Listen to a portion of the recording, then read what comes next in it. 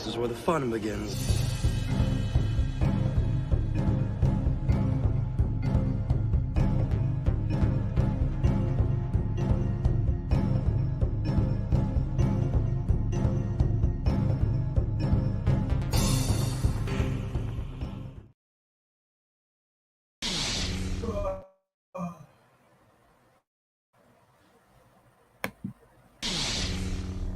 Are you sure? So be it.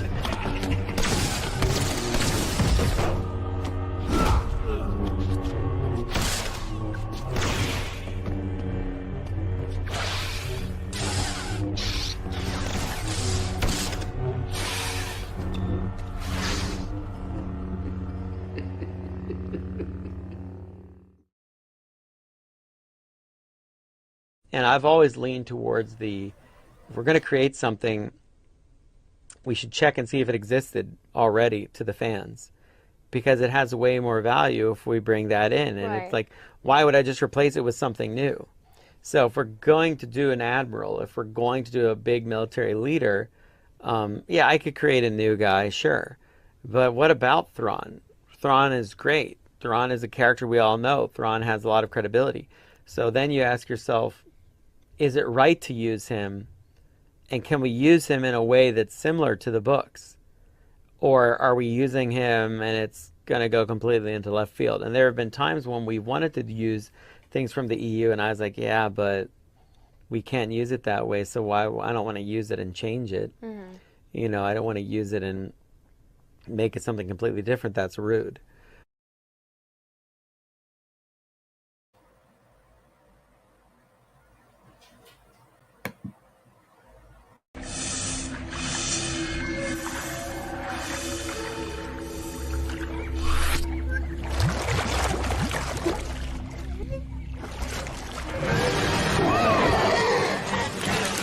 Did you miss me?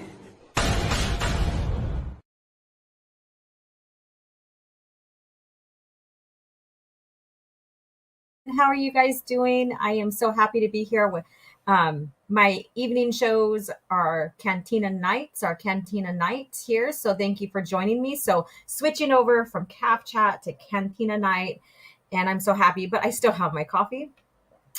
Yeah, so thank you guys for joining. The reason why I wanted to go ahead and have a live stream later is because Thursday was extremely busy for me. I got home from having vacay with family, and I just wanted to catch up with the home front as well. So it didn't give me time to fully plan and organize to have Calf Chat with you guys. However, I don't want to miss a live with you. So here we are. So thank you guys for joining me at the Cantina. I'm so happy to be here with you. And if you're catching the replay and those who are watching now, please smash the like button, share out. And if you have been thinking about this or you want to support the channel further, join as a member on Wednesday, the 27th.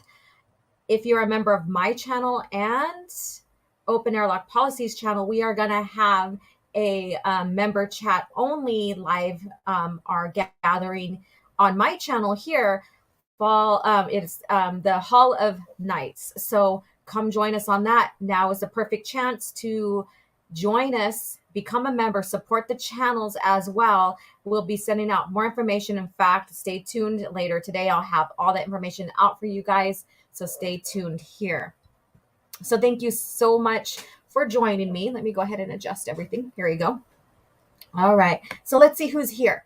Let's see who's here for Cantina night. So usually I ask what's in your mug. So what's in your glass? What's in your cup here? What are you enjoying? It is a Saturday evening for a lot of you guys. It's like 3 p.m. here. So what libations are you enjoying today? And I am like right here in my classical Star Wars shirt. This is a New Hope shirt. Let me see if I can show you the back here. I don't know if you guys could see it. So a New Hope shirt here. My chair is jacked up because of my cat, Darth Toby. But yeah, so what are you guys enjoying libations today? So let me see who's in the chat. Let's get into the chat here. Can't wait. Looking forward to it. And I know you had a little error mistake, but that's okay. I do that. Let's see here. Channel member Melissa Lord is here. Hey girl, OG Stars, and how are you doing? I'm so happy that you are joining with us here today. Brandon, another channel member. My first time at the Cantina. I'm excited. I am so excited for you. Cantina meetups are not all like it's not frequent at all. So, but whenever I can have it and I can't have calf chat, this is a great opportunity to meet at the Cantina instead, right? A little bit of Star Wars lingo there. And of course, Soul Assassin. We were just discussing how awesome you are as a moderator last night on Open Air Policies, the spacing. He's like, bam, he's just like quick and to response with links and all that to keep the chat and us up to date, sharing our valuable links out, including other valuable links that other people may want to click on. So thank you so much. You are amazing. Jason Fox, hey, what's up? Let's see here. Zim is here. Got the start of a stream this time. Yay, what's up? I love to hear that. And then I love this animation. Well, thank you so much. I customize it. That is off of A New Hope. So like my t-shirt, it is off A New Hope. And what I did is I edited it to like not AI. It was me. I edited it to how it looks. So I thought it was very, very clever. So yeah, I'm very proud of myself for that. Let's see here. I know I have video evidence that Dave Filoni is talentless hack. Yes, and what do you guys think about that? So that is thanks to Raging Rhino, one of my my good friends, and he's been sharing that clip. I knew of that interview, but I haven't really listened to the entirety of it. So thank you so much for pulling that out. And I'm going to do a short on that. So as he's talking about, not bastardizing these characters, basically, because fans would be upset, I'm going to do a short with that, with him speaking in the background. And it's going to show all the characters and stuff that he's destroyed in TCW, trying to put everything in there for TCW and going forward. So there you go. So stay tuned for that. I got that idea as I was trying to get everything settled for the stream today. And then Rodimus Prime, another channel member, what's up? And I don't have no earrings on. Okay, it doesn't matter. And Darth spammed him. He is the one that always lets everybody know that we are going live here. So he basically spams out the link, tags everybody to it, all of that. Thank you so much for your continued support as well. And, and he also, has great conversations on Twitter as well as here on the live streams here. So, and of course, a part of the Knights of Melvin, or at least supports. And so those who want to avenge Star Wars and join the Knights of Melvin, go ahead and check out his stream as well. And this little thing here, ever since I updated my computer laptop updated, it's like my connection hasn't been connecting very well. It's like one thing or another, and it's been pissing me off lately. Yes, smash the like button. So hopefully I'm not robotic to you guys. The Gators play Tennessee at 7, so I might have a beer. Awesome. Cheers to that. Enjoy your drink. Enjoy your beer. Rodimus Prime, another channel member. OG, I got Star Wars Cloak of Deception. Is the book good? I like some scenes in there. I think it's a average book, but you make that choice yourself. So read it. Everybody's critique on books and what they expect and they like are going to be different. I've been wanting to start up a book review again here. There are some, like we did that. I had that going with a live stream panel, and didn't matter if the person liked them or not. I had them on and we discussed about the book that, that was the subject. I'm thinking of, doing that again, but maybe going solo, because I was doing solo book reviews as well. There's so many Star Wars books and comics and stuff like that. Like even Calf Chat at one point, when I had Stig on the channel, we were doing Calf Chat reviews of comics. And so that's another way. So if you want to go back and listen to some of those and you haven't read those books, feel free to, but there will be spoilers. So, but I think they're very handy. Also, Matt Wilkins' reread and read through the EU is very handy as well. So I'm trying to be something different than a reread or whatever. So we'll see how that goes. So right now, I'm actually listening to Lord of the Rings. So that's what I'm doing right now. So it's non Star Wars, Lord of the Rings. Jim says, I'm having a beer as well, just for the hell of it. Good, enjoy. It's a Saturday. Enjoy, relax. All of that. After I'm done here, I'm gonna chill for a little while, and then I'm gonna get my last workout of the week. I work out 5 days a week. That's my schedule. I slept in. I wanted to do a calf chat this morning. I slept in. I did make the link. Thank God I did make the link, but I slept in. And so here we are today, or right now. So I was like, okay, well, I'll go back to my cantina night and we'll meet at the cantina, have a good time. I don't have any like alcohol libations, but that's okay because my day is pretty early since I slept in.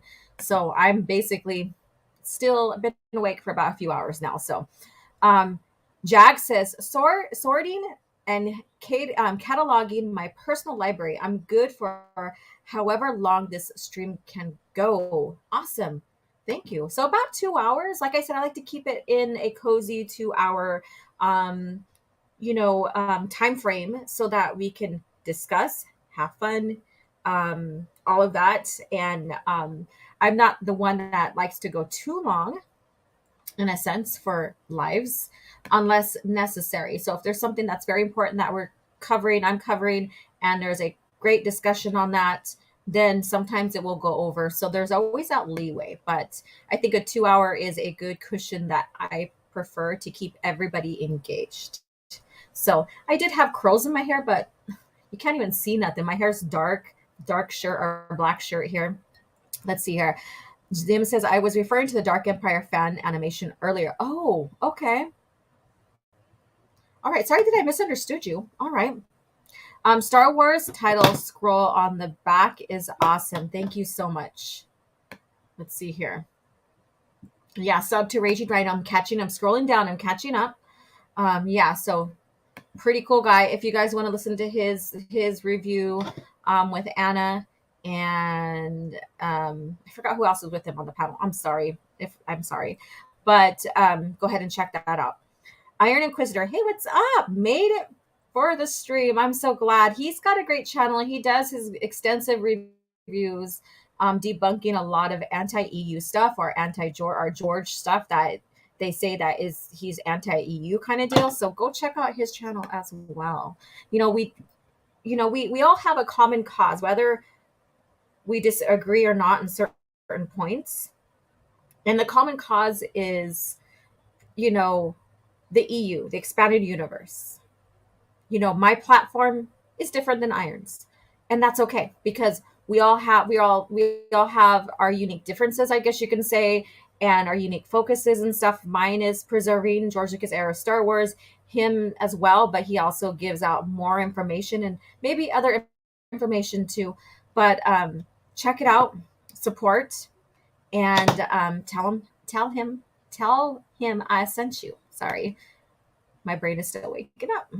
Gordon says, hey all, I made it back. Was afraid I'd miss it. No, I was a little tiny bit late because I was trying to get something finished so I can get this show started. Get the party started. Okay, Matt, cheers to you.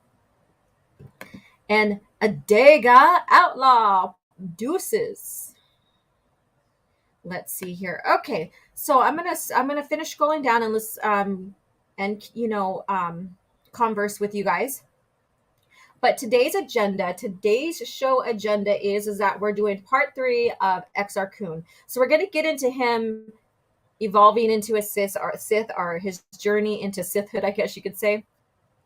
But I'm not going to get into his fall. So we're going to talk about the events behind that, what happened. I'm not going to get into his fall because I think once we get into Exar Kun's fall, what happens to him, it will lead into the future with Luke Skywalker. So that I wanted to talk extensively about his fall and then what happened years and like centuries later.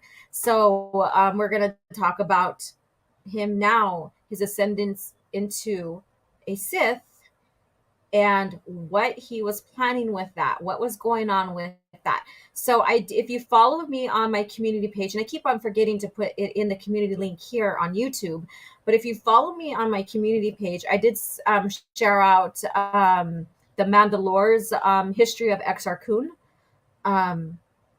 so that you guys can listen through it if you're not too privy about it. And so you can provide talking points or questions or what have you. Some of the points that I've written down here, if I skip over something or I didn't mention something, because I'm trying to make sure I get to some key areas, feel free to share them. We can, it's like, even with that little group of information that I'm going to share, we're going to talk about, there's so much going on there. So if there's something I didn't mention and you want to say it and discuss it in the chat, feel free to share it. I may share it and say, yeah, it was there in this time we're talking about. Thank you for bringing it up. We'll create this conversation. So, and what's pretty interesting is that not only does, this journey of Exar Kun, cross over into Revens, and with the rule of two, I guess you can say. It also crosses over into Luke Skywalker's forming the new Jedi Order on Yavin 4. And then also, that golden globe, basically that orb that he uses to trap, a bunch of people, I guess you could say. I'm not going to go into that right now. That's in the Junior Jedi Knights. So there's a lot of crossover. There's a lot of continuity in this, and it's very, very interesting. Filoni is authentic. Yes, George Lucas, he is. Zim says, will we ever see Tab Larkin back on? Your last interview with him is how I discovered your channel. Oh, thank you so much. I do want to have a part 2 with him and like with Matt and them, and go more into discussing just plain Mandalore lore. And I would love to have him back on. He is all about just preserving classical Star Wars, not discussing anymore about Disney, about Filoni, all of that. I totally respect that.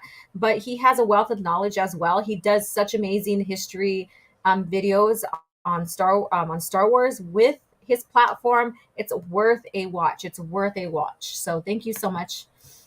Windows forces stuff on you, whether you want it to do it or not. You were able to play Zelda? Laugh out. No, you're not. Have some Windows updates. Laugh out loud. Laugh my ass off. Yes. Yeah, I'm going to have to go through and figure out what's going on with and see. Iron Inquisitor Dave Camilioni, the king of cameos, or I call it Camilioni. Camioloni. That's a tongue twister for me. Let's see. Sub to Matt Wilkins. There you go. And Gordon says, where's the Cantina band? Ha ha ha. There's a Cantina. Oh, well, I didn't have that one on there. That would be fun. I need to bring that on in my brand where you can play clips. That would be fun. So when I have Cantina nights, I can have that.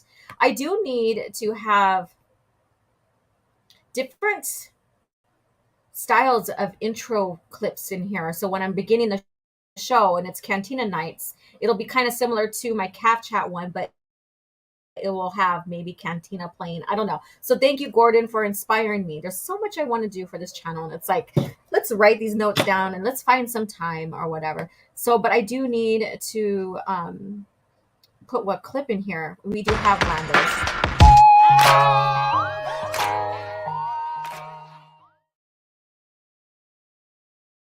There's a bit of Lando right there for you guys. The one and only Lando Calrissian. So there we go. And let's see here. Let me get back to the chats here. All right. So I'm still going through the chats, but let's begin. So we're getting into Exar Kun's journey or ascendance into becoming a Sith. So we all know that at first he was denying. He was in great denial with that, about like, oh no, I'm still light side. I just want to learn their history. That's it. So he was in this denial, the denial club here. So let me know, did you like Exar Kun as a Jedi? or do you like him as a Sith? Let me know in the chat. I'm scrolling down still to get to your catch up on the comments here. So Gordon, good brother, what's up? Hello, how are you doing? There you go. Thank you so much for sharing. Let's see here. Dave Filoni did to Star Wars what fentanyl does to people. Ooh, that's so bad. Oh, that's a ooh. All right, Brandon says, "I'm back, everybody. What's up? Hey, Bamot. Hey, OG. I got my Star Wars EU comics. Awesome. That is great to hear. Mandalore Exar Kun video. There you go. So I did share it in my community page. So after this, if you want to get more into the history, feel free to go back and watch it. Like I said, we're not going to get into his fall just yet. That'll be a part 4.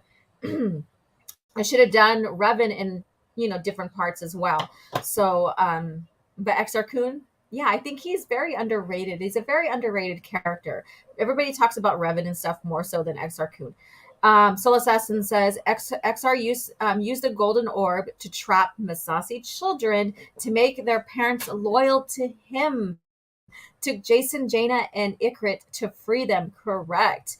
And getting into a little bit of that golden globe or that golden orb lore, the only way you can free those kids, those spirits, was force sensitive children. So I thought that was interesting, that little cross reference right there. Very interesting indeed. So thanks for sharing that as well. So like I said, if I don't get into too much of the details, feel free to share your knowledge and create a conversation. That's what this is all about. Just had to take care of the EU hater. Challenged him to come here to be proven even further wrong. Oh, well, we're not going to try to, he can watch my clips. He can ask all the questions, whatever, but we're not going to get confrontational here. George Lucas, what Filoni has done to Star Wars is despicable. Correct. What Filoni has done to Star Wars is despicable. Correct. The last week has been insane. You're telling me several shills running around the Knights channel been busy wiping the floor with them. Wow. It's like I can talk about, okay, that scene about Ahsoka, and we're like going into that territory right now, but we'll come back in to George Lucas era. I can write or I can tweet about like Ahsoka doesn't belong in the era that they're putting her in. And man, like people get so pissed off about that. It's amazing. I'm just like, it's true. It's true. She doesn't belong post Return of the Jedi. She really doesn't belong past Revenge of the Sith, but hey, we're here now. Yeah, Mandalore is awesome, correct. Give credit where credit's due. A lot of respect for him. Sorry about that. I just really sick of EU haters. That's okay. That's fine.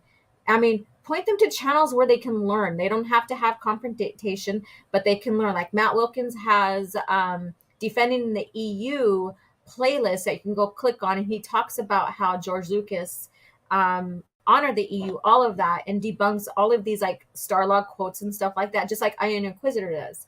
And so we have that.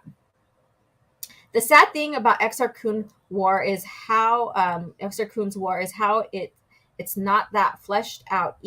Every few years, something comes out saying he did something else during the war. Yeah, I agree. Let me see here. So let's go ahead and switch the screen here. So again, I didn't have time to switch this, but this kind of gives you a brief little description here of what's going on. So of course, we're going to get into his, so he has the Brotherhood of the Sith. His master was Freedom Nod. We already went through all of this. Like I said, I wish I could have gone and just put the events that we're going to talk about. But for those who don't know these minor details, here you go. Yeah.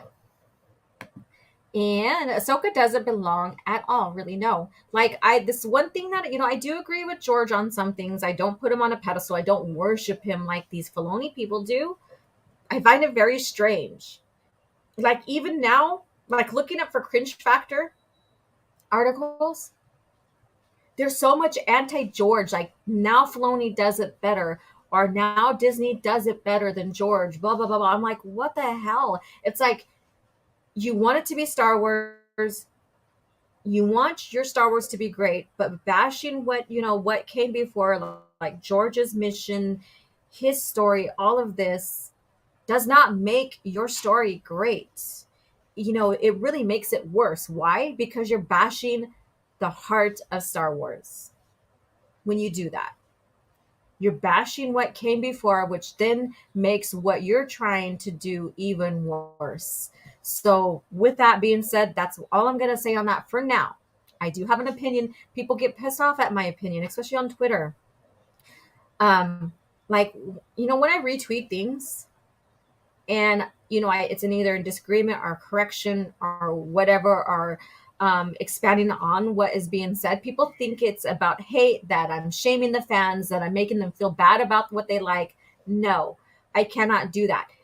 The only way I can do that, make fans feel guilty or bad about what they like and hurt their feelings, is if I am giving the truth, because no one can take away what you like unless there's truth and it makes you think, right? So there we go. All right. So at this rate, Ahsoka will be a live post Rise of Skywalker. Yeah. Right. Because Filoni, and it's coming to fruition. Like I said, I did a video on this and I'm waiting patiently to do my part 2. But a video that I've done, and I forgot the title of it now, but it's here on the channel. I'm sorry. I will share the link either up here in the video or down below in the description. But I will share a link to that. But I'm predicting that Filoni is making her into some kind of Force goddess or priestess. So let me know if you think it's the same thing that he's taking, he's going with. So share with me here. Brandon says YouTube deletes all my comments that even mention other YouTubers. How is that? I don't understand how they do that. I'm sorry to hear that. Maybe it is I don't know. Sorry, I don't know what to say about that. George Lucas says, we don't worship George Lucas like these weirdos. Shills worship for fraudloni. Yeah. Let's see here. And nowadays, people hate when you have a different opinion. Example, if you hate Across the Spider-Verse or refuse to watch it, you are a target of several normies. Correct. Hey, Fook Norris, how you doing? Howdy, OG and chat. How are you doing? All right, so let's get into this here. I'm going to go ahead and turn off the camera for a little bit here. So Exar Kun, his ascendance into becoming a Sith or becoming the Dark Lord. Darth Lord. The difference with him is, and I thought it was very interesting, is that he never had the Darth title. Never took the Darth title. Though he created the Brotherhood of the Sith. So, and we'll get into that further. And the Brotherhood of the Sith basically, merges into what we see with, Brotherhood of Darkness, Brotherhood of Sith. There's a lot of interchangeable, there's a lot of links into all of these that lead into the Rule of Two. And that's brilliantly done through those who are maintaining and keeping the continuity and communicating back and forth with the writers, giving them source material to go off of, having them aware of the stories that came before and after.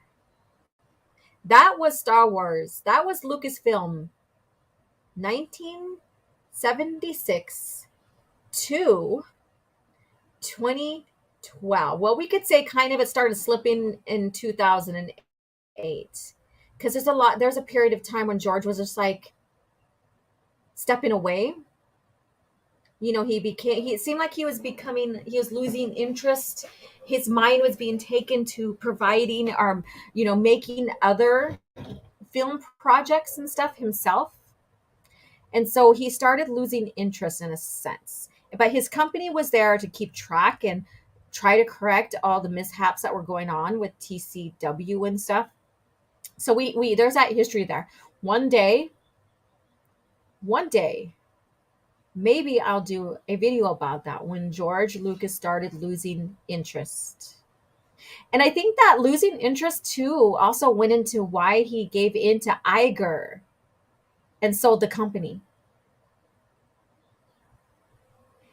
And you're right, Ulick never took the Darth title either.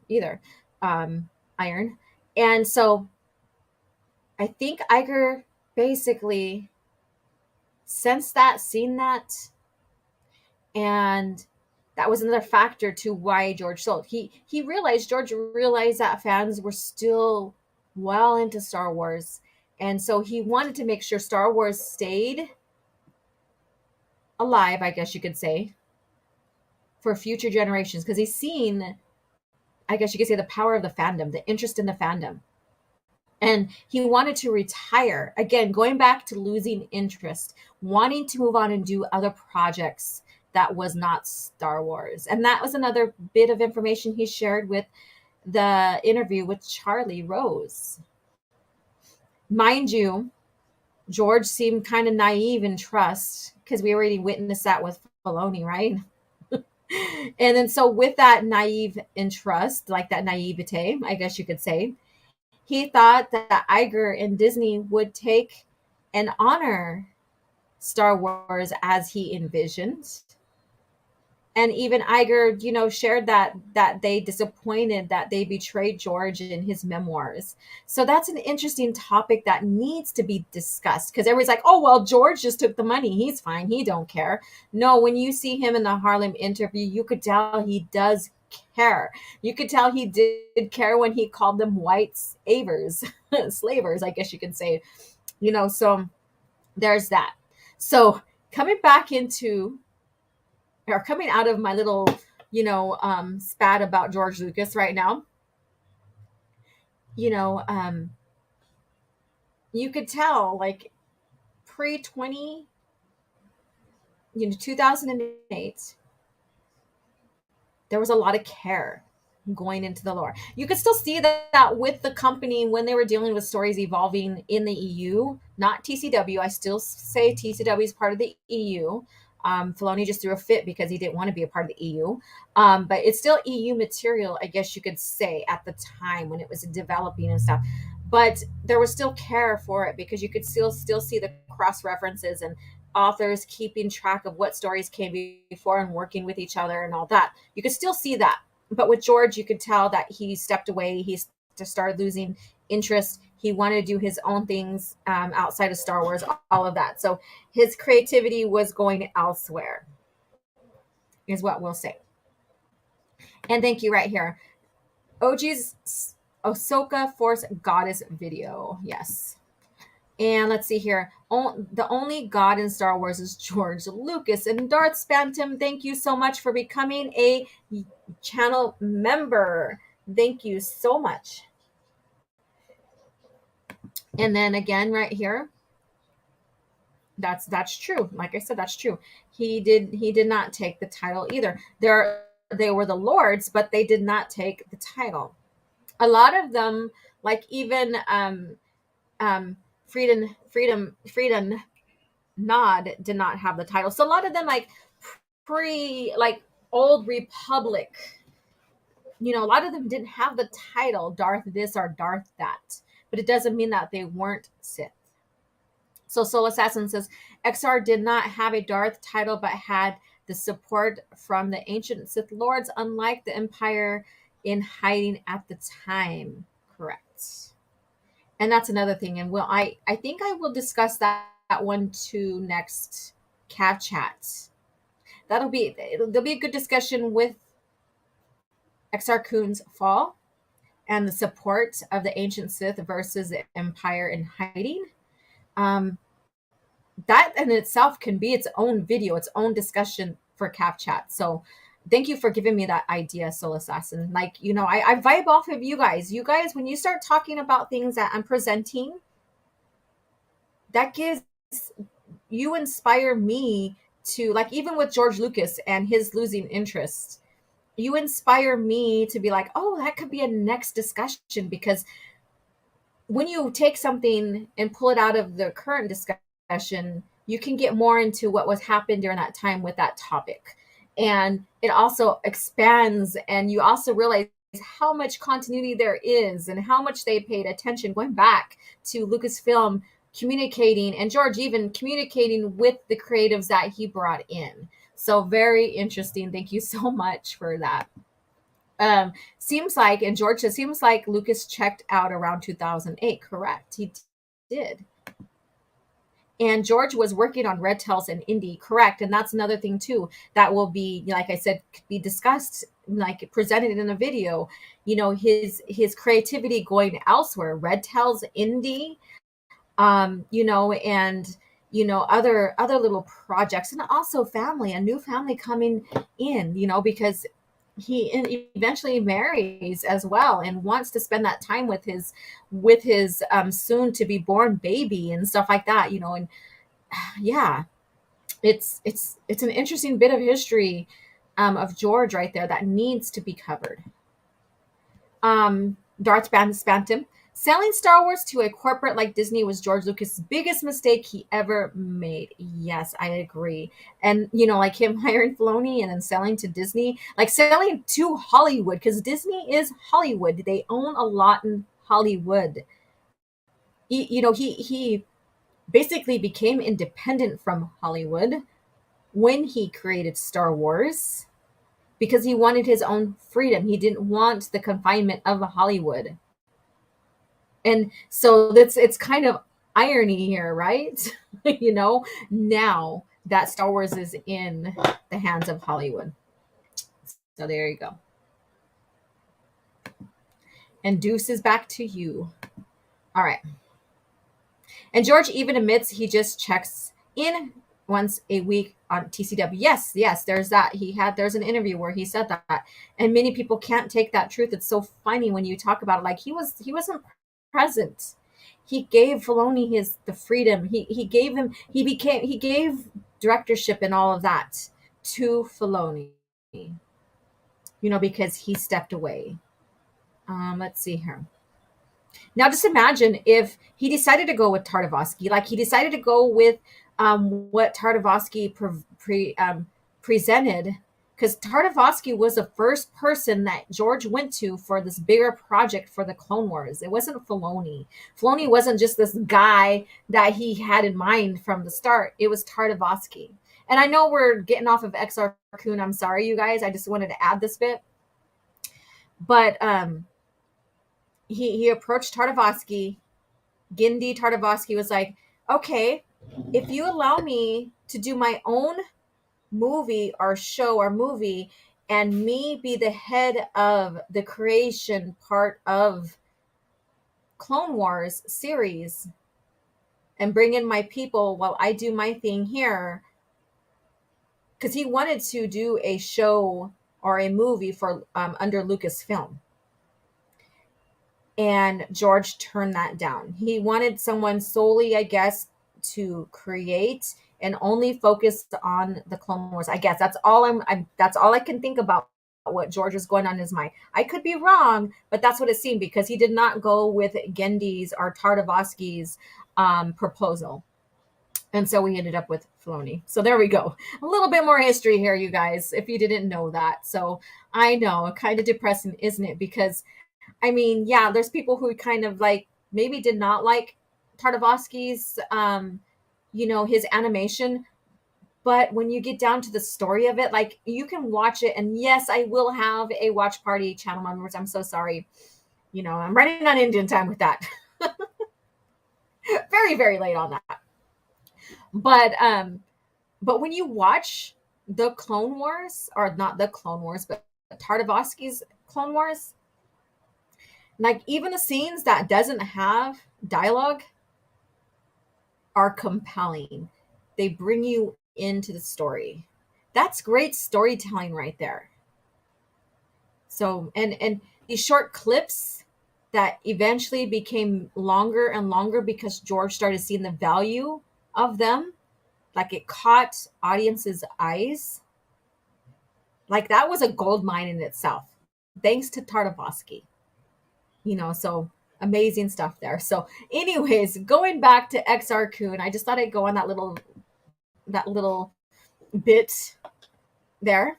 So hopefully you guys learned something more. Soul Assassin says it's a tangled web when dealing with Star Wars lore and history. It is, but it's amazing. It's fascinating, right?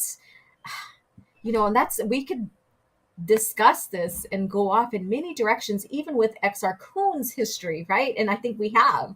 All right. So I will catch up on your guys' chat here pretty soon. I'm going to keep Soul Assassins up here so I know where I left off at. So here we go. So his journey into Sithhood here. So, becoming a Darth Lord, our Lord of the Sith, basically. Basically, Lord of the Sith is better because he never took Darth as a title. He made his way to Yavin 4. So we're leaving off from last where, so he made his way to Yavin 4 to an ancient Sith temple. Still denying his dark side, told Freedon he has nothing more to do with the Sith. So he doesn't want anything more to do with the Sith or him. He's like, get out of my way. I just wanted to learn. I'm done now. I'm still light side. So he's in this denial thing, right? And as he gets there on Yavin and he's in the jungle, by the Masasi temple and stuff, he's attacked by some Masasi warriors. So there is a bit of history there. And this is where you can go off in a different direction in this lore, right?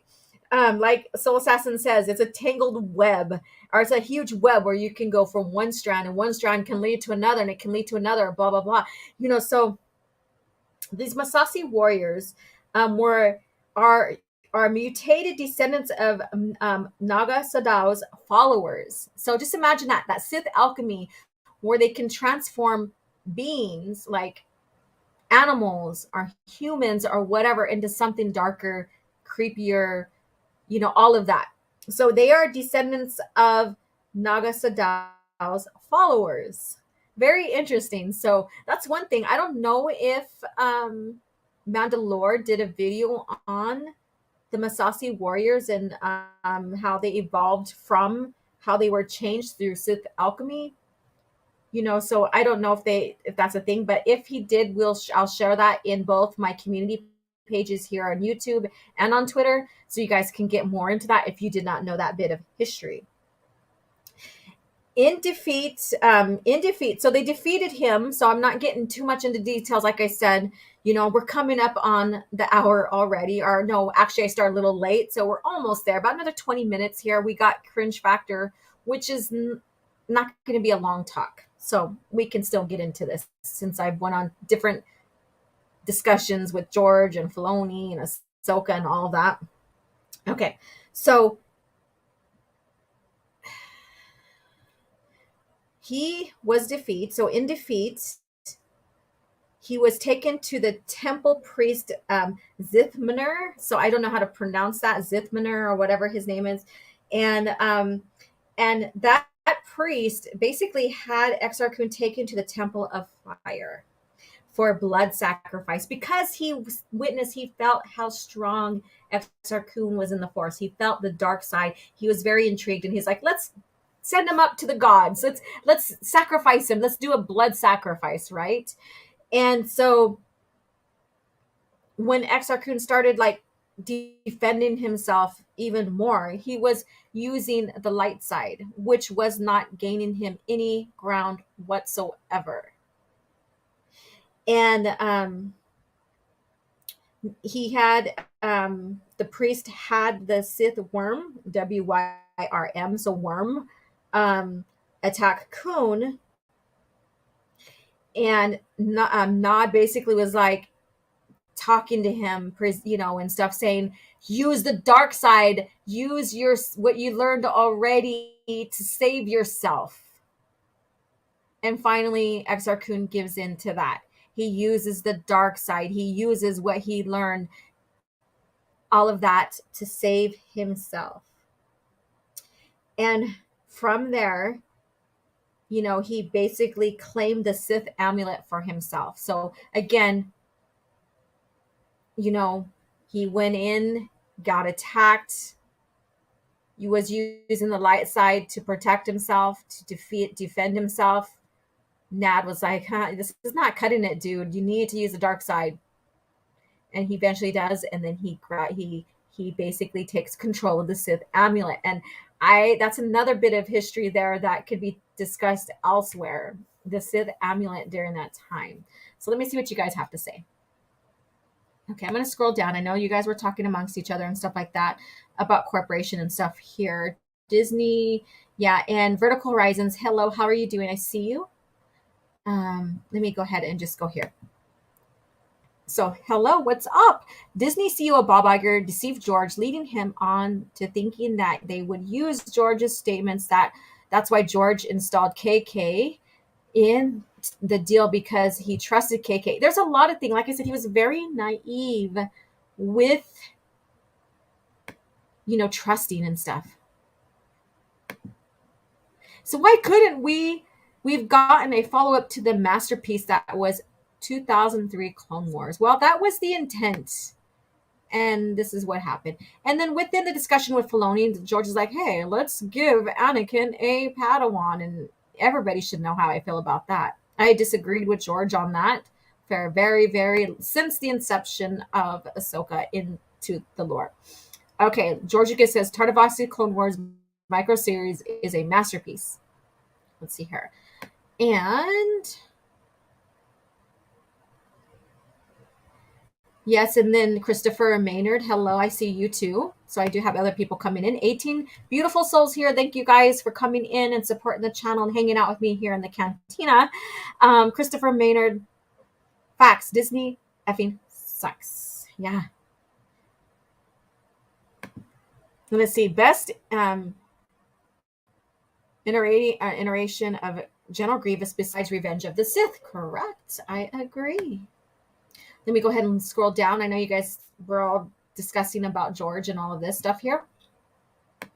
Let's see here. Soul Assassin says the Masasi priest that Exar Kun took the amulet from was one that used for test and sealed away till Luke discovered it later and let it go. Correct. Yeah, and that's, like I said, that can go into a whole different lore discussion. Like Soul Assassin says, it's like a tangled web, or not even, I wouldn't say even tangled web, but one strand does lead to another. And it's very interesting. Like, you can see how consistent the lore isn't intact here. Like, many people are like, oh, the lore, the EU was all messed. It was like this huge mess, and it contradicted each other and blah, blah, blah. No, once you get into conversation about one topic, like Exar Kun here, one topic, and him falling as a Sith Lord, and everything he's done, there's threads that lead to something different, that leads to another bit of history in the lore here that can create another conversation. I'm pretty sure you can also go from there to a different strand. And I wouldn't say that the EU is a complete mess, because this is proof it's not. Yes, there was some contradiction, because when anything is expanding and growing in a franchise and is being kept up, you're going to have little discrepancies that need to be course corrected. However, the EU basically was a gem of knowledge, history. There's a lot of continuity that fit well with each other, was maintained, all of that. The whole legacy undone. Let's see here.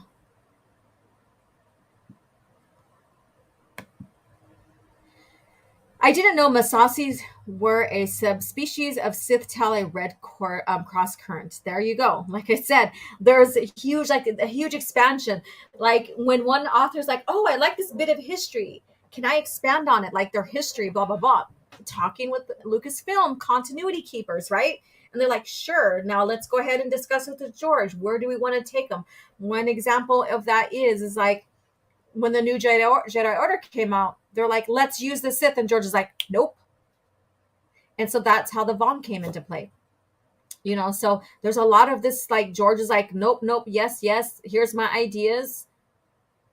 And that's how the story evolved. Now, is it 100% maybe what George have done? Probably not, because every author would write Exar Kun in a different way because they're individuals, right? So using George would not have written the EU that way is not evidence that George hated the EU.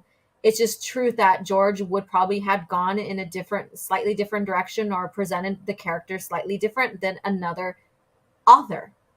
And that's okay. You even see that when someone like when you look at Luke Skywalker's history and how the tone of each author of Luke Skywalker is slightly different. You can tell the author. You can tell, even though they're trying to maintain a continuity within Luke Skywalker's arc, you can tell the different nuances on how he feels per author.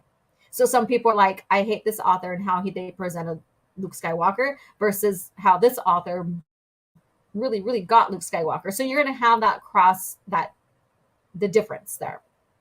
Now, looking at the archives and reading about George's idea of post Return of the Jedi, his ideas are exactly what had played out with the big three and the evolution of the New Republic. Very same ideas, with the exception of like Maul still remaining alive.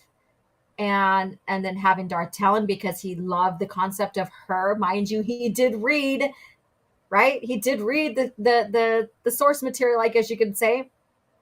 And so there's that. So he had an idea. His ideas were the same for Luke, Han, and Leia post Return of the Jedi. So that's evidence right there. But anyways, I went off on another tangent there. So let's move on from there. The continuity is amazing. You can go off onto different directions to learn different things in different areas of a story, of a character, of even an object like the Sith amulet. So there you go.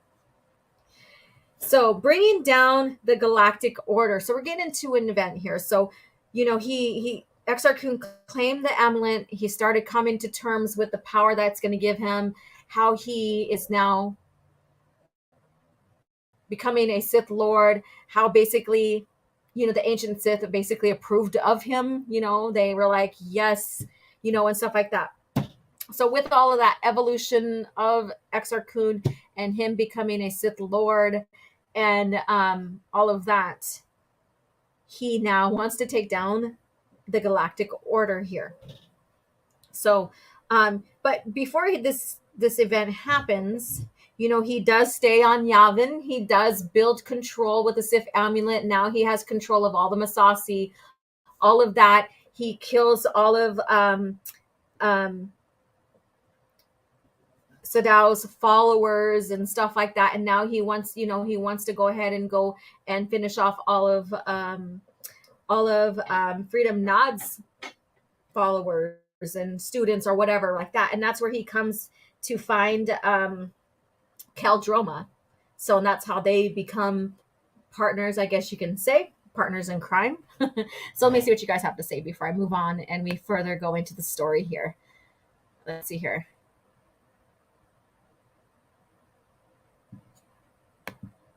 Sorry, I tuned in during the Disney talk. That's okay. I'm glad you're here. That's fine. Like you know me, I'll go on tangents and discuss that and then bring myself back in, and start coming back to the initial topic. Let's see here.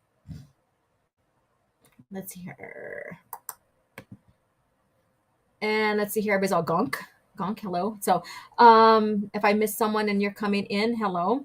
Vertical Horizon says, who would you have casted as Exar Kun for live action if we were in a different timeline where Star Wars was done right? Oh, so anybody who wants to answer this here, I'm not going to think about it here. I'm try to stay on topic here now because we got to get into cringe factor here pretty soon.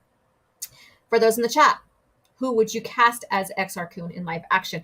And Tim, our Open Airlock Policy, has shared articles on expandeduniverse.com about who he would cast for important characters. So that's a great fun topic to discuss. I don't know if he did anybody for Exar Kun, but he did like for Thrawn and some major EU characters as well.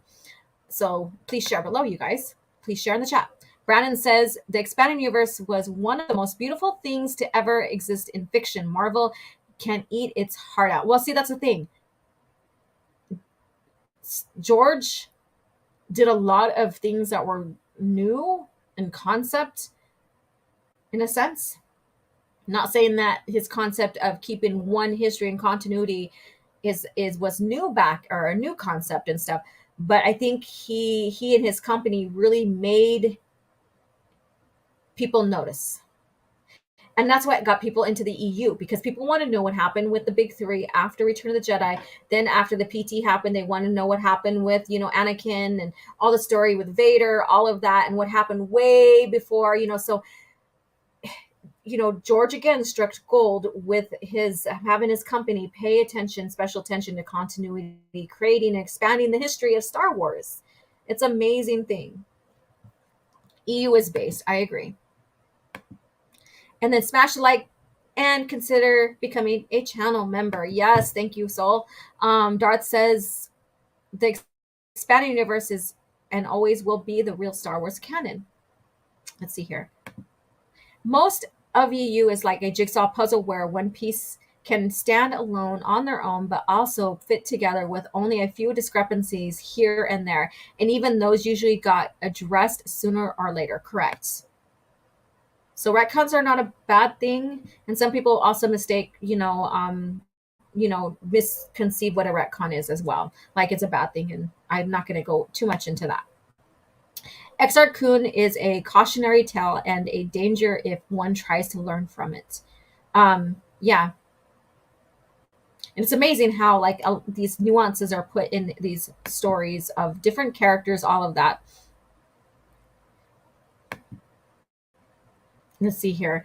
Star Wars equals 6 movies, a decade's worth of EU stories. Disney equals Sith trash, or sequel. Let's say Sith trash, sequel trash, fanfic, and all the rest of Mickey knockoff mouse droppings bearing the Star Wars brand name. Ooh, you just went into that, didn't you?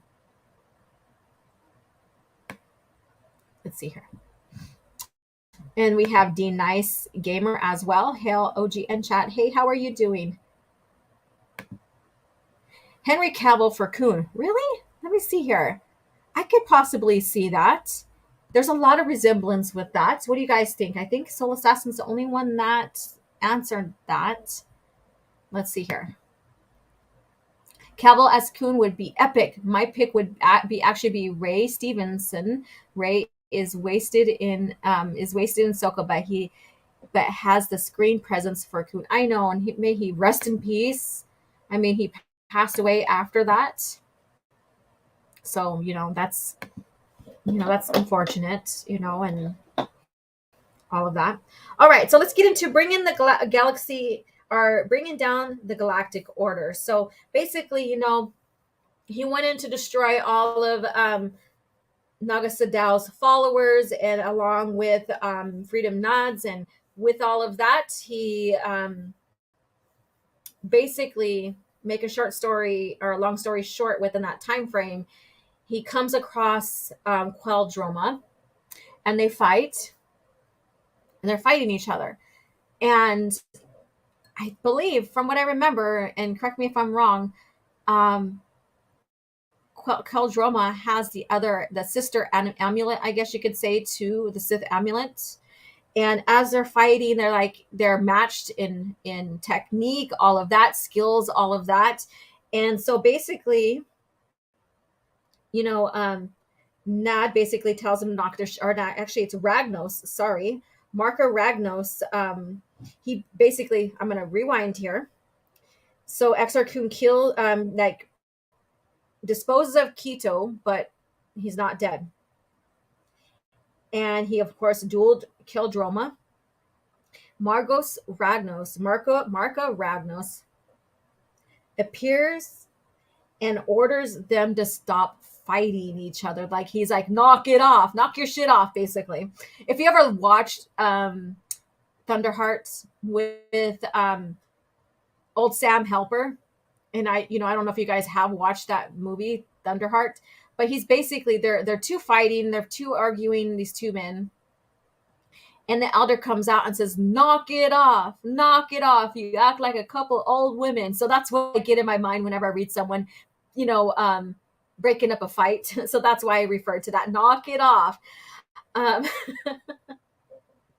so that's just where my mind went, because I know that movie and stuff like that. It pertains to some little bit of history, based on a little bit of history in my people's Lakota lore, I guess you could say, going on in the 70s. But anyways, coming back in. So Marka basically steps in and, splits them up and says, you guys need to get along. You guys need to join forces, and so they do. They join forces. They become brothers, I guess you can say. Brothers, and Queldroma basically becomes a lord as well, Lord of the Sith. But does not take the Darth title as well. So there's a little bit interesting information going on there, a little bit of more, expansion on what's going on, and all that good stuff. Soul Assassin says, yeah, when Exar and Ulic fought, their amulets, being sisters, summoned the ancient Sith lords who made them the new Sith lords. Correct. And that's where they got sanctioned, basically. That's where they got approved of, basically. And very different than the Empire, the Sith Empire in hiding. Very different. So imagine getting approval of these ancient Sith lords, the ones that the Dark Jedi. And yes, there was conversation on Twitter about Dark Jedi and actually what makes a Dark Jedi, what they are.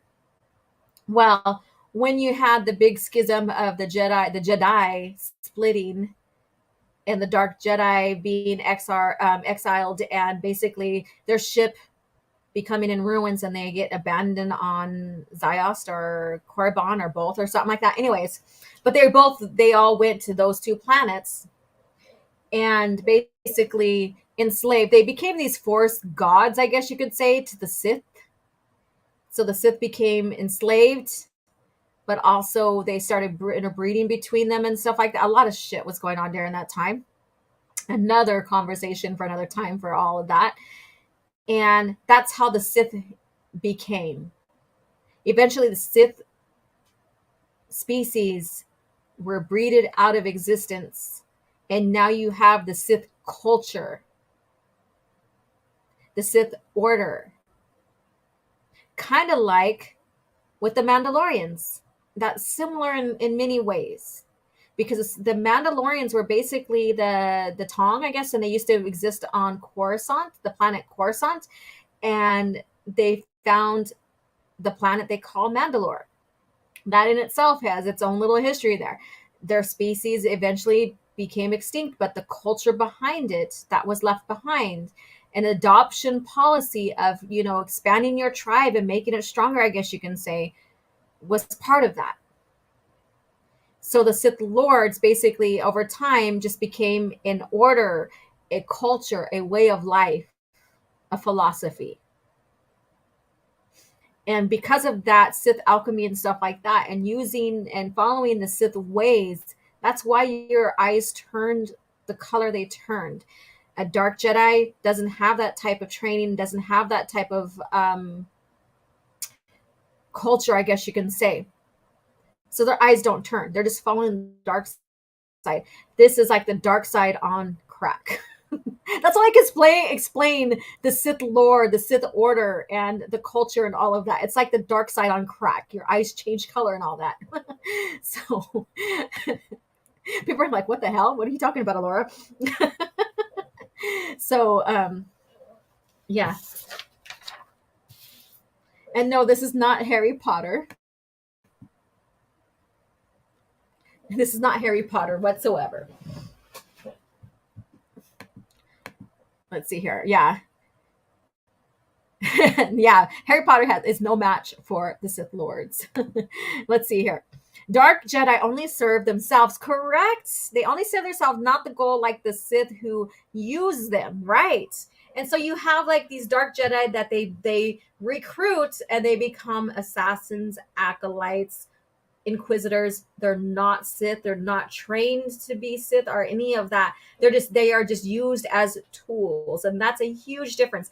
And if you want to expand more on the Force lore, Jedi versus Sith is a great source book to get and add to your collection. No, it's not needed to understand the lore, a story, a show, or whatever, but it does expand on these type of characters, these type of Force beings, these type of Force societies that you may talk about, or whatever, because there's different Force societies as well. Like I said, Star Wars is a never-ending gem of knowledge and history, going into different areas of species, Sith users, all of that. It's like expansive. It's expansive. So if that's anything you learn here about Exar Kun and stuff like that, all these little things that's going on with him, is that Star Wars is expansive. This history is expansive. And as we get further away in the timeline, then we go towards Luke Skywalker in the fall of Exar Kun, you're going to find out more about that. So and that's what gets me excited. Like, Revan was a great topic to discuss, but Exar Kun, like I said, he's underrated. This is an underrated character. Like, he even caught George Lucas's eye with his saber. So that's another thing there. So yeah, Harry Potter is overrated. Let's see here. Let me see. We're going to start closing this off with the Sith War. So with the bringing down the Galactic Order and stuff like that, of course they go to Coruscant. They penetrate Coruscant. Sounds funny. I'm not trying to be not trying to go that way. So yeah, so they have the Sith War coming under. They want to, take over the galaxy. They want to destroy the Galactic Republic, basically, all of that. So they are creating an army. So 3,996 BBY, the Sith War begins. And Kun went to the Jedi Library in Ossus. So there you go. So there's that Ossus conflict there. So when he goes there, he presents himself as a Jedi Knight. I believe a Jedi Knight. I know he self-proclaimed himself out of hiding who he really is as a master at one point. He never became master whatsoever. He never was deemed a master whatsoever. However, he presented himself that way eventually. And what his plan was during that time is create an army and recruiting people for the army. So he goes in there and speaks out against the masters who don't allow. And see, he's another reason why, like when you look at the PT Jedi Order, and Anakin wants to learn more about Sith alchemy, and and how to save someone from dying, how you can't access the Sith archives that they have until you're a master, until your maturity level and all this stuff is suitable, I guess you can say. This right here is an example why, right? Another bit of note here of cross-referencing on why the Jedi Order decided to do what they do, right? And so he goes in there, presents himself as, a Jedi, disguising himself basically. And he's not a Sith, according to them, he's hiding who his true identity is now. And he riles up people, Jedi, because he's like, it's not fair how you're being treated. Not being able to access archives about the Sith and furthering your knowledge and other resources. So he presents all of that, all of the experience that he experienced under his master. He then talks against it, riling up these Jedi who then follow him. And he takes him back to Yavin with him. And Droma himself is building up an army. And so there's that Mandalorian connection with Droma and how he recruits them, and we'll get into that. So he encourages them to follow him. They go back to Yavin, and they discover they discover the presence of the dark side, and and all this other stuff. So we do have conflict of fighting, and eventually they all follow him and become his disciples or whatever, and he brings them into the Brotherhood of the Sith. So there's that evolution right there. Brotherhood of Sith. And Lancer is here. Hello, Lancer. OG Star Wars, I thought it was also the only way you can learn all the Force healing and certain abilities if you were a Jedi healer or a Jedi master, hence why Anakin wanted to be a master. No, because not everybody has the ability to heal. Anakin never had that. He wanted to learn. He wanted to go in there and learn more about the Sith alchemy and stuff like that they had present and stuff like that. Because, yeah, so that's from what I remember. If I'm wrong, then let me know. It's been a while since I visited that. Soul Assassin says Exar and Dark Jedi and Masasi and his army. Well, Ulick had the Krath, correct? And Mandalorians in his tail, they joined together, right? So, again, they're not together on this right here. So Exar Kun is on Yavin, Kel's on his own. They did come together as brothers because of the amulet and stuff like that. So the Jedi, so Droma, building up the army as well, encouraged the Mandalorians to follow after he defeated Mandalore the Indomitable. So basically, he defeated him, recruited the Mandalorians and stuff, and there they went with that direction, and together they joined forces, I guess you can say. So,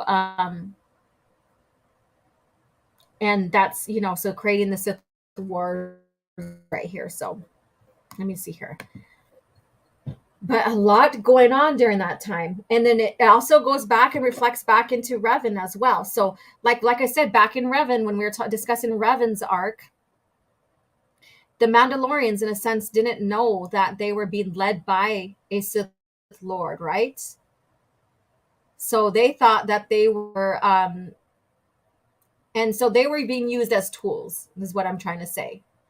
And they were being used as tools against the Galactic Republic at the time. And so that's when you have them going and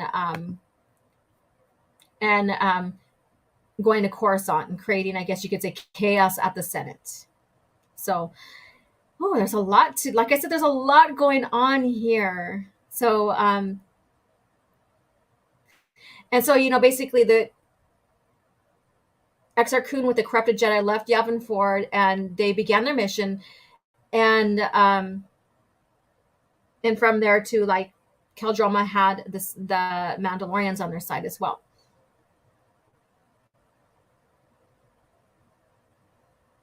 And with all that, he was in, like, I'm sorry, I'm losing my train of thought here. He did battle a lot, even with other Jedi during that time and stuff. And yeah, it's funny how history repeats itself. Correct. So with that being said, this is starting to begin the fall of Exar Kun. So we'll get into the fight with him and his master, because I want to get into that extensively with his fall. So with that, we're going to get in, because I know we need to get into Cringe Factor. So that's why I was like hesitant. Should I get into this now or wait? Let's get into the meat and potatoes of him and his duel with his master and all of that, and soon his fall. And then what happens on Yavin 4 and during Luke's time. Next Calf Chat. So please watch that video that I shared if you don't know much of Exar Kun, so you can, provide more, you can ask questions and all this other stuff and have more of an idea of what's going to be talked and discussed about next Thursday at 9 a.m. Soul Assassin says Exar had, I already read that one, duh. And let's see here. I think that's why they built the new Senate building after Exar barged in and killed the Chancellor, correct? And we'll get into that. I was like, there's a lot going on here. So let's discuss the Senate, barging the Senate, what happened there, and then the beginning of his fall, getting into his fall, and conclude it with um, how he basically takes over or corrupts or tries to corrupt Luke's budding order, puts Luke in a coma, takes over, like has one of his top students follow him, and that from there is chaos is created. And that's all I'm going to say. If you don't know that story, I'm not going to reveal it right now. If you know, you know who I'm talking about. So, and all of that, how he becomes a Sith spirit is another thing as well. So let's get into that. So we'll get into the barging of the Senate, his fall, or his duel with his master, his fall, and Yavin 4 Jedi Academy. So how about that? So stay tuned for that. I'm so excited about that. This is such a great conversation here. And I know I've gotten on into different tangents and different areas because it's fun linking the lore together. Zagrat 315, hey, what's up? Laura, are you going to be on Lorena's 6K sub stream tonight? Howdy, OG. I wasn't invited. So, but I will be there to say congratulations to her. Unless she sent a link and I didn't know, or got a hold of me, I don't know, but I wasn't invited, but I will go and support. Yeah. All right. And you guys, she does have that. I think it's going on right now. Yeah, so let's get into the cringe factor here. So let me go ahead and close this out. I'm still down here. That's okay, because I'm going to bring up the cringe factor article here pretty quick. And first of all, let's get into a fun commercial. The fate of the galaxy is now in your hands. With the new LEGO Star Wars Slave 1, you can load Captain Solo, arm your weapon systems, man the cockpit, and take off with the most feared ship in the galaxy. But watch out for rebel ships. No matter the enemy, no matter the firepower, you control the action. With the new LEGO Star Wars collection.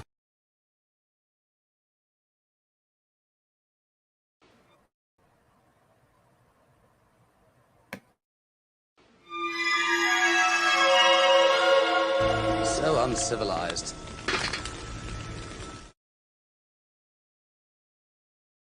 So here we go.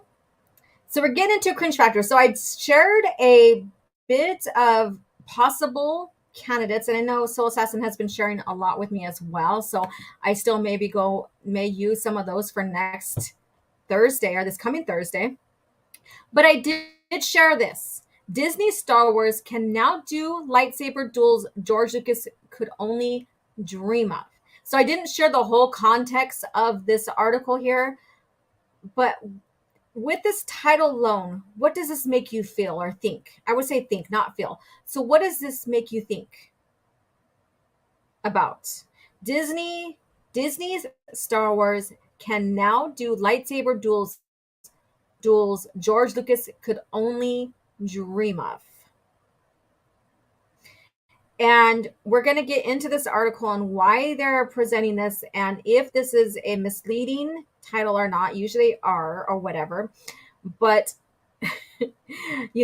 imagine this. Imagine going over there and saying, oh, we did it better than you, George, just like I was talking about earlier. Right? It's like always wanting to do it better than the creator. Mind you want better Star Wars. You want Star Wars to remain good. But when you start tearing down the original creator to boast yourself up, there's a problem with that. Really, there is a problem with that. So let's get into this. Let me go ahead and take this ad out here. So Star Wars can now have the lightsaber duels George once dreamed of, thanks to a crucial change in the design made for the Ahsoka series. So there you go. So this is by Molly Brizzle, and it's published 4 days ago. So let's get into this article here. What are they talking about? So I'm not going to get into these right here, these two articles. Let's just get down where they're discussing exactly the topic that they're presenting. Let's see here. And I don't want you, dude. Leave. Okay, you're not leaving. Okay. let me go ahead and zoom in here. It was revealed by props master Josh Roth at Destination D23 that the lightsabers for Ahsoka were redesigned to fit the batteries directly inside the hilts. This change has kept the battery packs from having to be tucked up under the Ahsoka actress Rosario Dawson's sleeves, as was the case for her appearance in The Mandalorian Season 2. This makes it much easier for performers like Dawson to duel swiftly while also maintaining the smooth look of her practical lightsaber blades before they have even been touched up in the post-production. So what do you think about that? Do you really think that this enhanced Rosario Dawson's ability to use the saber? Do you think that this enhanced, because they're saying that it was used only, like this change was only pertaining to her, including in Mandalorian Season 2. So what do you think about this new technology? They made the hilt smaller or to fit around the batteries, and so part of it didn't have to be tucked under. I don't think that was a big deal in a sense, because, you know, CGI and stuff can correct anything, any visual errors that is occurring if you know what you're doing. ILM that George created basically work magic, right? And hey, Tuscan Bob is here. Woohoo! Oh my God, the chat moved. So here we go. Wow, George must have had shitty and boring dreams. Poor guy. I know, like, what the hell? This guy, I mean, you would think that he would be having better dreams with, you know, who he's married to, all of that, you know. But back then in the day, you know, maybe his creativity, his dreams about how the lightsaber duels and bringing Nick and, you know, and all that in for the choreography and stuff like that, you know, must have been, you know, shitty dreams and stuff. I mean, look at it, you know, it's poor. I guess you could say the PT is poor. I don't know. Anyways. Now let's see here. Screen Rant. Come on now, work with me. Sometimes the StreamYards don't even like me when I click on something. Screen Rant love simping for Disney garbage. All the men at Screen Rant have low testosterone like Lisp Swaloni. Let's see here. So do you think that this improved her dueling in the shows here?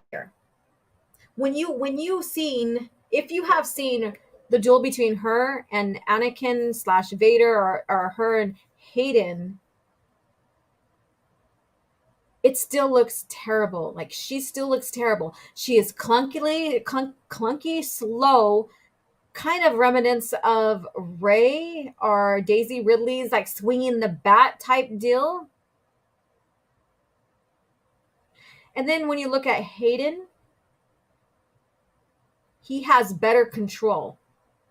So I don't think that these new advanced hilt battery pack that they use on the saber, so you don't have to tuck the excess underneath the sleeve, has improved the ability to be able to use the stick. Basically, that's what it is. The light stick for the lightsaber.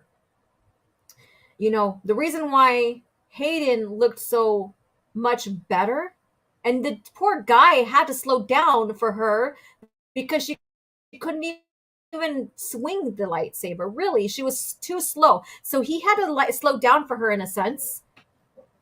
And but he looked good because he had that past training with Nick.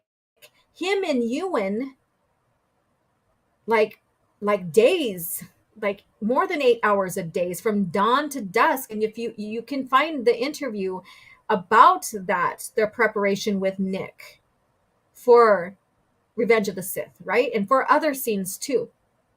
They spend hours together perfecting, I think, the whole footage. They didn't even use stunt doubles for them in those duels in the movie, because they spent hours working with each other on that choreography, how they're supposed to look, how they're supposed to look, and from that, it's kind of like a dance, I guess you can say, choreography, right?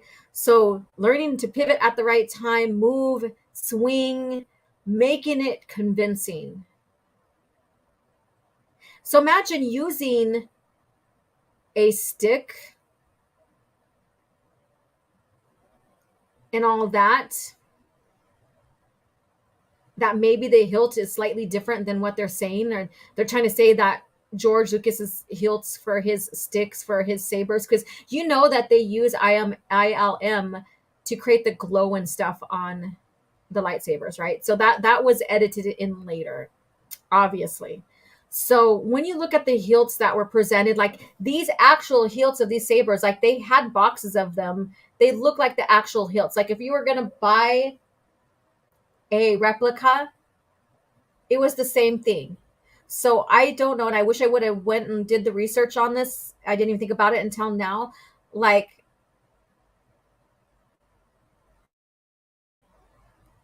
how the hilts look for Disney. So were they doing a power pack that looked like the ancient Jedi power pack where there's a cord to have them lit? So let's go ahead and read this article here. Let me go ahead and take this off the screen real quick here. But because to make it sound like, oh, well, George can only dream of this, we did this better, is one of those another concepts of, talking down the past to make yourself fucking look good. And it's so fucking disgusting. It's so fucking disgusting. It's like always tear down the past. And that's a theme, right? Like of Disney Star Wars, tear down the past. And I guess he's discussing that there at D23, which I'm not going to subjugate you guys to. The duels of Ahsoka so far have reflected this change in their speed. There's no speed. So, okay, do we have to imagine, like, was Rosario Dawson a lot slower compared to how slow she is in the scenes there? That's fucking laughable, really. Because if Hayden can still look on par with this, then what's the excuse for Rosario?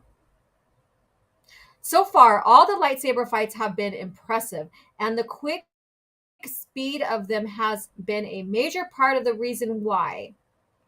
The quick speed of them? Are you fucking serious? Like I said, was she like going snail? Was she like a slug or a sloth then before this? And why does Hayden still look the same? Like, compare the two. There's no improvement on that with the hilt or whatever they're trying to say.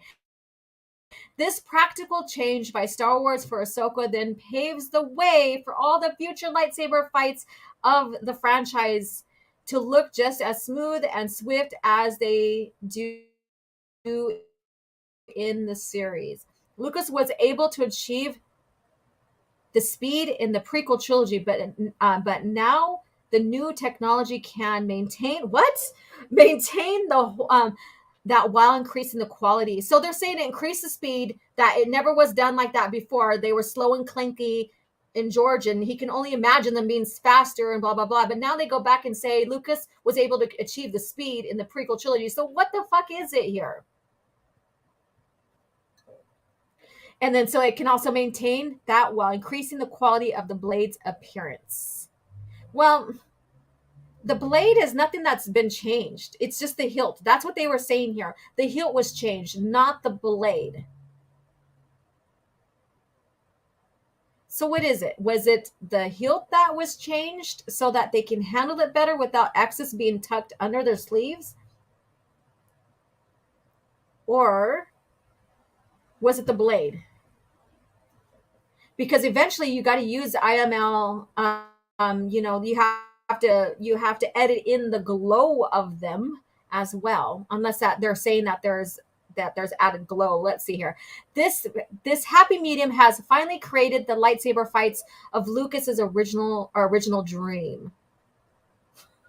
This happy medium has finally created the lightsaber fights of Lucas's original dream. Are you fucking serious? They're fast, but also powerful, dwelling upon the two major aspects of duels from all three of Star Wars trilogies. Actors can better. So there's only 2 Star Wars trilogy. The other one is a Disney trilogy. Actors can better sense the true weight and appearance of their lightsabers to sell their performance in the fights even more. So they can sense the true weight. What is the true weight? So you have to compare that to something to know what a true weight is. So what are they comparing this to? Like the true weight of what a lightsaber is supposed to feel like if it was actually a real thing. Like, they talk about how the hilt is heavy, the blade is not, because it's basically plasma. So is that what they're comparing it to? But then what is exactly the true weight? Ahsoka has already proven the benefits of this new technology that will surely pay off in the lightsaber heavy Star Wars projects to follow. Oh my God. So this is going to piss off Andor fans because there's going to be more lightsabers in the coming projects. Holy crap. Because Star Wars doesn't always have to be about lightsabers. Nah, because the history of Star Wars was never based upon lightsabers, really, right? Andor, shows the correct history. It's not always about lightsabers, and yeah. I'm just going into the heads, if you could possibly say, or trying to spin off the talking points that they use, because right now, if you haven't noticed, Andor fans are really pissed off and don't care much about this Ahsoka show because there's lightsabers. And the talking points against people who are like, I don't really care for Andor. And this is like my observance because I never really, got into Andor. But this is my observance for these talking points that these fans do. Well, you don't like it because there's no sabers, that kind of shit. And Star Wars doesn't have to always be about lightsabers and wizards. Or not lightsabers, but laser swords and wizards or whatever. So it's kind of funny how all of a sudden Star Wars isn't really about lightsabers. Mind you, not everybody's going to be wielding one. But when the lore premise is about these Force users that basically are the ones that maintain the peace and fight for justice and all of that, good versus evil. So even the evil entities do carry lightsabers as well. All of a sudden now, you just don't like it because there's no lightsabers, or it's better without lightsabers. That all that bullshit talk. Anyways, I went on a rant. I'm sorry. So let's see here. The movie detailing Rey's new Jedi Order. Oh fuck! I can't believe that they're using the title New Jedi Order. Like they totally Luke stripped, and now I'm going off again. Luke stripped from his original arc, right? And everything's given to Rey. And Ahsoka approves of it because she's like, you can go on, Rey, with your bad self, when she talks to Rey in The Rise of Palpatine. So she basically approves of Rey because she was there in support. So, if those who say that Ahsoka's not leading up, or it's not going to be attached to in the lore and the history that leads up to Disney trilogy, I beg to differ. I don't beg to differ. I know that it does. That this is just another way of the movie detailing Rey's order, and perhaps even the upcoming series, The Acolyte, will adopt the same technology to continue providing viewers with Lucas's perfect lightsaber vision. Oh, so there's no indication that they discussed this with George Lucas to even know that this is what Lucas dreamed about, right?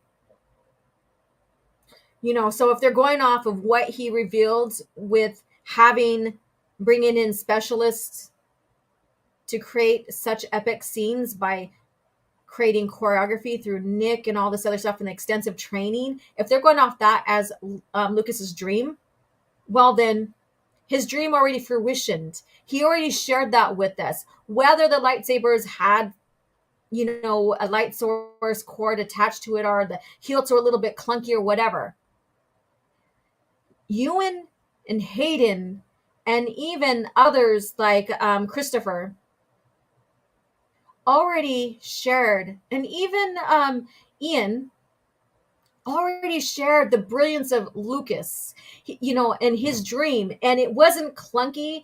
It wasn't slow. It wasn't like they were swinging bats or anything like that. So to go and say that, oh, well, we improved the hilt by blah, blah, blah, blah, and Lucas can only dream about this now, that's full of bullshit. Because if Lucas only could dream about it and it was never presented in his movies, if it was only, so if it was only just a dream, then you're saying that what George presented is clunky, is bad, and now you're only sharing what Lucas can only dream of. It's like, it's so disingenuous, you guys. This is such a disingenuous way of thinking about this. Like, even this guy here, the presenter here, it's like tearing down what came before to make yourself look better. I should have brought up the information about Nick, but I didn't. But let's see what you guys have to say.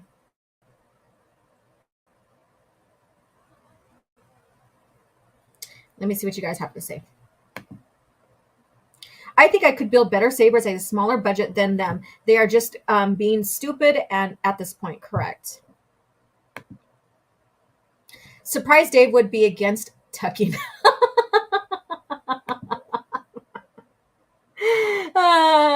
It's hilarious how the child actor of Ahsoka is better than the all-powerful Ahsoka of the White. That's another thing. That's what everybody's saying, is that she looked a lot better. Not a single lightsaber duel in Disney canon comes remotely close to Empire and Return of the Jedi saber duels, let alone choreography of the prequels. Correct. The way these and going back and just thinking about, and I'm going to share the behind the scenes with Nick and the training that they went through and the lightsabers and all that. But when you look at the lightsabers that was created, they weren't even heavy whatsoever. And I don't even think they had a power pack inside them, like a battery or anything inside them, for how they were made. So I don't know why they're saying that this is an improvement. If anything, this is an improvement against Disney itself. So as I remember, like the hilts and stuff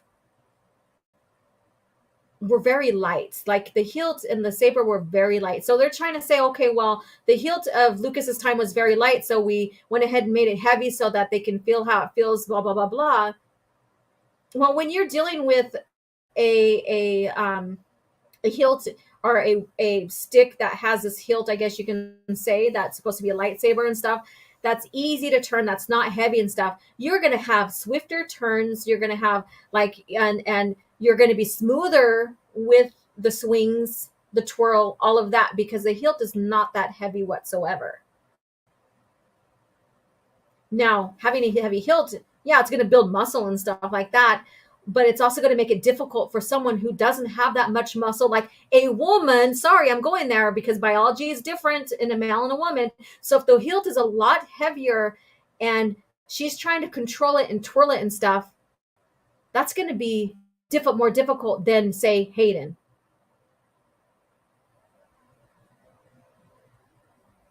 So that's probably why it should look like she still wasn't doing well with her performance there. So that's what came to my mind thinking back of the behind the scenes, the making of during that time with Nick and Ewan and Hayden. So Let's see here. So, Darth Bantam, the way these mainstream pop culture websites always try to take down George Lucas to shill for Disney Star Wars is more proof they are fake Star Wars fans. Let's see here. Hello, how are you doing? Um, they should have checked to see if Dawson was athletic enough before casting her. She's apparently not good at stunts. And that's the thing, too. Maybe that's it, but I'm not going to, if that could be a factor in that. But if they made the hilt to be heavier, so they think that it could be easier controlled, like I said, biology. A woman is not going to be as strong in the forearm and even maybe the biceps and stuff like that and the wrist as men.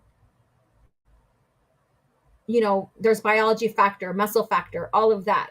So it's going to be a little bit more difficult for her. So maybe that's why she looked like she was straining, because maybe the hilt was too heavy for her. Okay, let's see here. Veracle says, Filoni has made lightsabers lame, especially Inquisitor helicopter lightsaber, which is a joke in choreography that even stuntmen laugh at. I've seen a couple of videos people showed about stuntmen laughing and discussing that twirling lightsaber. Even the choreographers are protecting Ahsoka's character, right?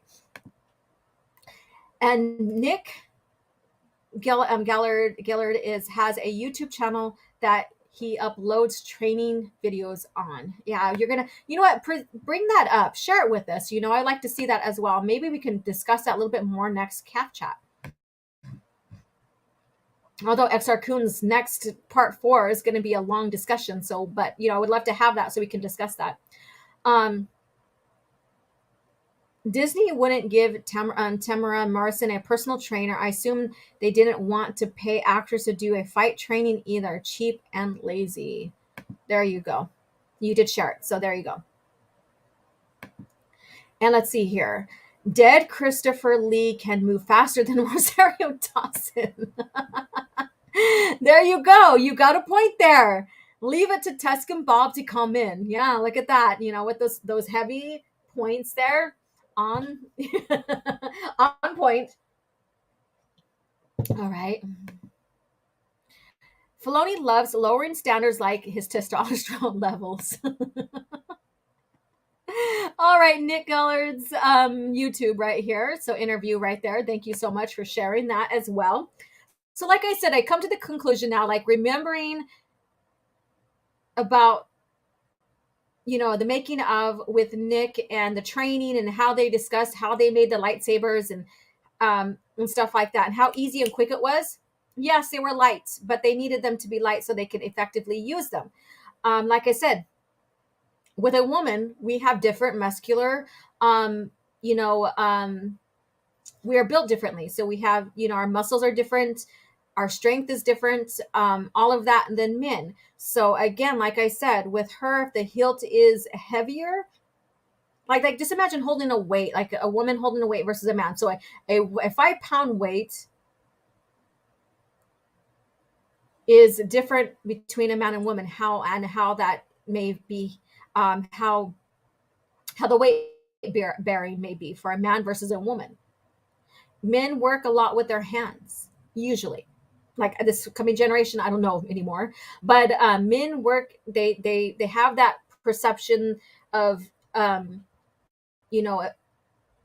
different than women, and they work with their hands and stuff. Mechanics, what have you, whatever. So, like I said, the newer generations, I don't know where they're going now these days, and stuff. But weight differences in a 5-pound between a man and woman is going to be different for so. It's going to be it's going to feel a lot lighter for a man, it should, than a woman. And that goes with 10 and on up. So, so that's my conclusion I came to, is like, they're thinking that they're clever with making the hilts a little heavier. But then again, you're dealing with a woman who probably doesn't have that much training in stunting and stuff like that. Not, like in stunt and work and stuff like that, and being able to twirl something, it's going to be a lot more difficult until she builds that strength than a man. The volume is an issue too, though. I imagine using the interesting environment for fights would suddenly make Dawson's fight skills good. Well, she didn't look too good in that. Fire Filoni, recast Ahsoka, then stop making Ahsoka regardless. And don't even recast her or anything. Just stop making Star Wars in general. Let there be a long pause, and sell it. Find some better creators out there that can take over on Lucasfilm. Lightsabers have no weight besides the hilt. Right. Glow stick bats that everyone can survive being stabbed by. Some dream. Correct. Correct. Let's see here. The Disney trilogy is not canon. Just the rest of the Disney canon is not canon. And smash that like button. Yes, smash it. Let's see here. Jag says they've said the mag field feels heavier with its resistance. There you go. And that's like even firing in a gun. Like if you ever, because my family were gun owners. Oh God, I love it, but some people are like, oh my God. But anyways, I'm not going to get into that politics. So me holding an M1 Garand, it's going to feel heavier. So even when I fire it, its kickback on me is going to be different. I'm going to handle that different than my husband, because I'm a different build. I have to brace myself. Maybe a little patting on the shoulder or what have you until I get used to it. But it's going to be different feeling for me based upon my body structure as a woman versus a man's structure. So biology is real when it comes to men and female and how they deal with, different situations on weights and impact, all of that. Rodimus Prime, Sir Christopher Lee was way better than Rosario, correct. When the Star Wars cooking show coming out? Let's see here. A lighter weapon is easier to use. I hate this old idea that weightlessness makes it more difficult weapon. The idea comes from the 80s Star Wars RPG and was for game balance. Yeah, it was. And it's also just it's just a mechanism, I guess you can say, for in lore, not our reality. And the reason why it's that way is because Force users are built differently. We'll go back to the built differently. Force users, and you could even say women in a sense, maybe, are built differently because they have the Force to help them with strength as well. So trying to say, oh, well, we're going to make this in reality so that the actors can actually look authentic, that's bullshit, because they are not really, you're not giving them the Force because it doesn't exist in our realities. So I don't know. This is fucking hilarious. So I don't know if this is a cringe factor kind of thing or hilarious or maybe a bit of both and stuff, but it's bullshit, but it's also hilarious at the same time. It's like, it's very contrived. Vertical Horizons. I actually love how Revenous Andor fans are they're their own factions. Correct. It's like that created a whole new breed of these Disney Star Wars fans, and it's kind of amusing to see these like Ahsoka Filoni fans pop off on these Gilroy Andor fans. It's hilarious. And I'm just over here with my coffee and stuff, just laughing at all this shit, So like, if you want to laugh at something, it's like, oh, well, they get mad at the fandom being divided, but within its own fandom in Disney, it's like even worse. It's hilarious. There are no wizards in Star Wars. Let's see here. I know you guys are going off right now, so we're just going to go through this and start closing out here. Batman doesn't always have to be about fighting crime. Andor had good tight writing for the first time ever in live action Star Wars. I have to disagree with you, but I mean, to each their own. I think there's a lot of contrived writing in that as well. Your average Star Wars fan isn't used to that. This article is nothing but pure conjecture and speculation by idiots. Let's see here. Yes, please smash the like button. I wonder if they ever made Exar Kun action figures. A semi-transparent Sith spirits version would have been really cool. I have to take a look. I'm not privy on every single EU character that was made, but I wouldn't be surprised because, like, even characters I thought that didn't exist in as an action figure is actually one. So if anybody in the chat knows, let us know. Let's see here. Careful, Laura. The trans cult will target you for pointing out the fact that men have biological advantages over women. Well, I guess, well, this is true science. Sorry to say. It doesn't matter anymore. It's like, come on now, you guys. It's just factual. It's like, I don't know. We're not going to go there now, though. Mighty Orbot says, I just hit that. Thank you so much. And here's a link to the community. So check that out if you're on Twitter. I have to go through and approve some people. Some people are in pending right now. So I'm investigating before I bring people in. Let's see here. Andor is trash. And then Holocron, hello. Disney Star Wars are certainly positively famished for good writing. Do they even remember the good stuff? Well, they can go back and watch it and read it, but they won't. So here we go, you guys. So again, recap on this.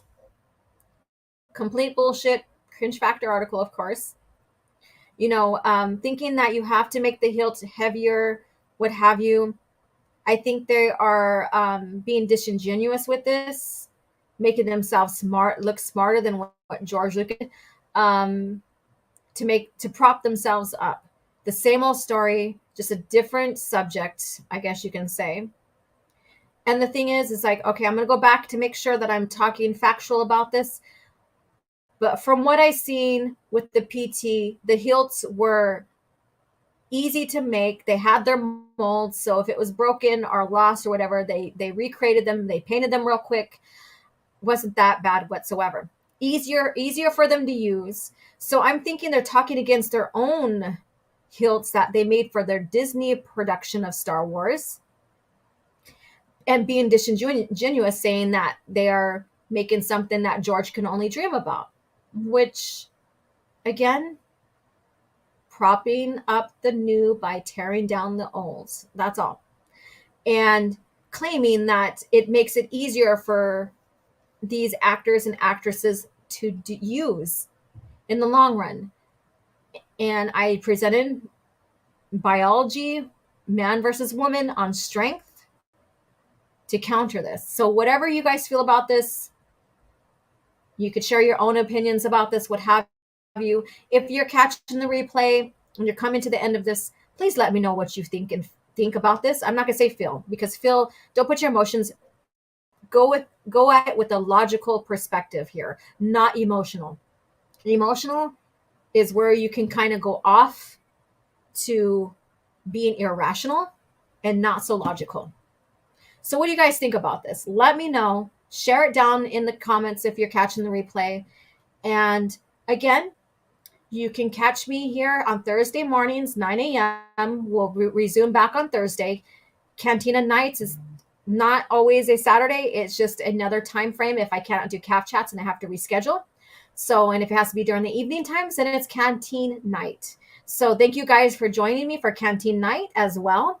And you can also catch me on the Spacing Friday nights, 8:05 p.m. Pacific Standard Time. And then again, the Hall of Knighthood, the Hall of Knights basically, is going to be not this coming Saturday, or not Saturday, sorry, Wednesday, but Wednesday the 27th at, I believe it's 7 my time, but I'll be sending information out here by the end of, or by tonight. It's only 5 o'clock here, so I'm not really fully in the evening or nighttime yet. So stay tuned for that. And it's for channel members, crossing between both YouTube channels, mine and Tim's. We're coming together. We're going to discuss basically information from the archives and a bit of information pulled out from that, clarifying some stuff about different issues that people have been presenting. And so, yeah, so if you have your archives, if you have the Star Wars archives, you know, either one or both. So episodes 1 through 3 or 4 through 6. Start, you know, revamping your memory. Start going through that and stuff so that you can create the greater conversation that we are creating for you guys here. So again, become a channel member. Support the channel as well. Go over there to Open Airlock Policy. Become a channel member there. And we will talk to you guys later. So I'm excited about that. You guys have a great evening. Thank you for joining me at Cantina Night. Have a good evening, and may the Force be with you. And we shall talk later.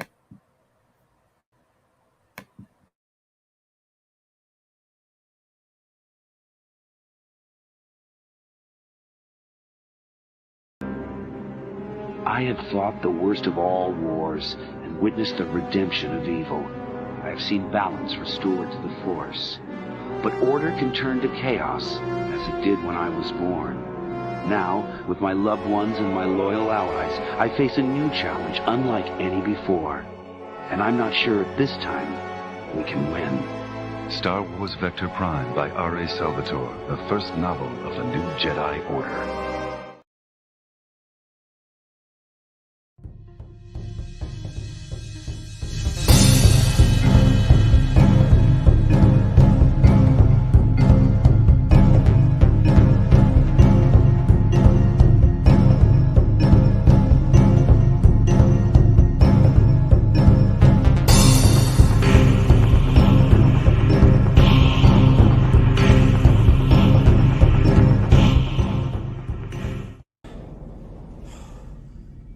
Another happy landing.